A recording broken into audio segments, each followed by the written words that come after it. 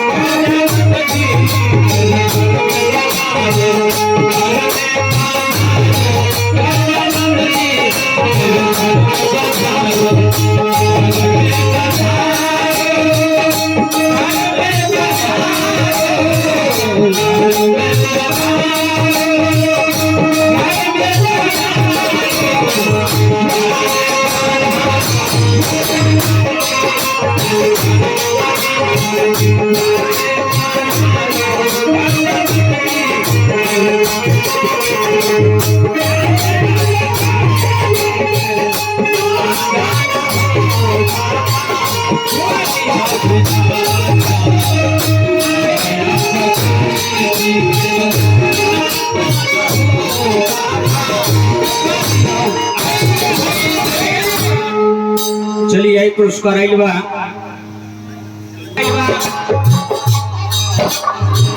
मीठा लाल भाई उनका तरफ से 10 रुपया पुरस्कार नमस्कार जगहिया के जयकार जय हो भक्त बलिका गणेश जी महाराज रौरो पूजा होला राव बाबूजी देवो में महादेव बनी उनको पूजा होला राव माई पार्वती जी भाई उनको पूजा होला एक गणेश जी महाराज रउआ तो ऐसा देवता वाली के कुल परिवार के पूजा होला माता गौरा पार्वती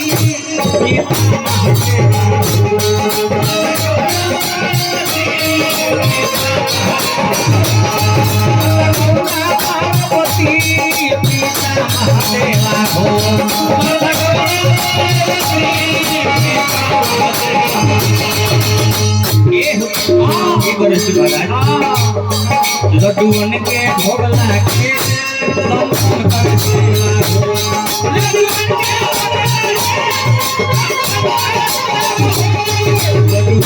भोग लाके सेवा हो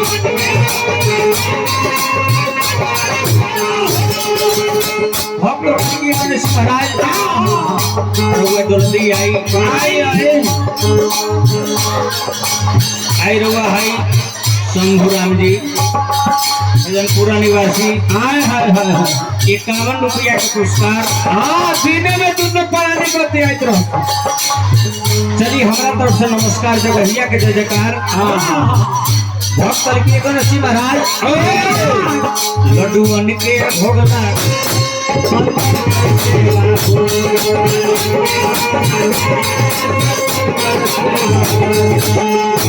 भोग लाके कर सेवा हो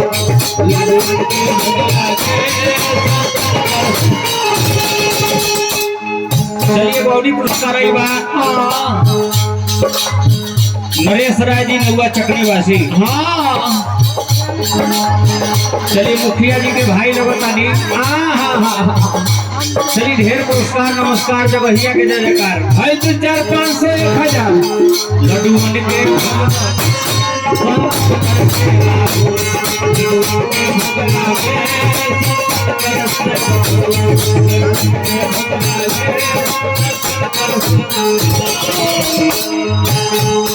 माननीय पूजनीय गणेश शाह जी बरियारपुर निवासी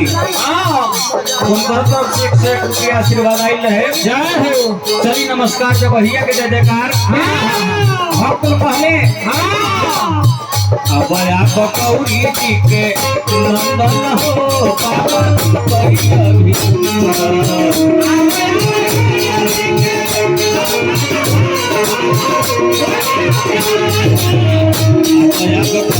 जी के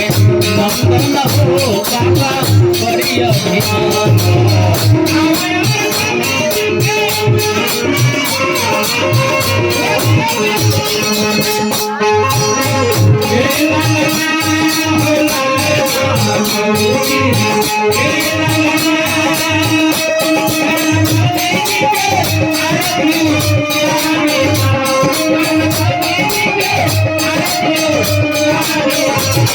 आई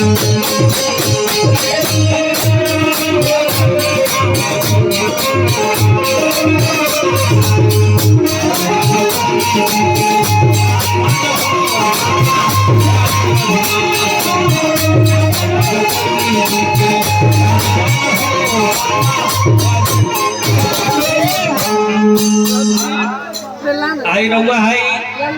रणधीर पासवान जी चांदपुर खता निवासी, उनका तरफ से ढेर पुरस्कार नमस्कार जगहिया के जय जयकार। भक्त बल के एक नरसिंह महाराज बाबा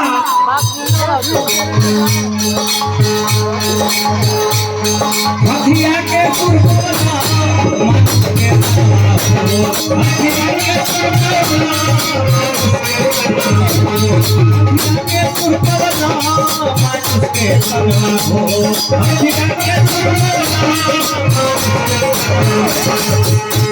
बता सब देवता लगे वही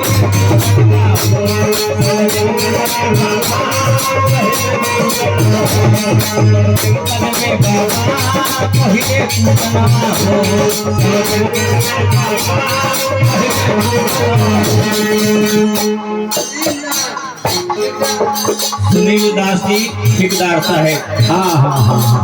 सेंट्रिंग के ठेकेदार और के ठेकेदार। हाँ तो आपको क्या बुझा? आई सुनील दास जी की तरफ से ढेर पुरस्कार खजनपुरा निवासी भाई के नमस्कार जब भैया के जय जयकार। हाँ हाँ अर्जुन भाई। हाँ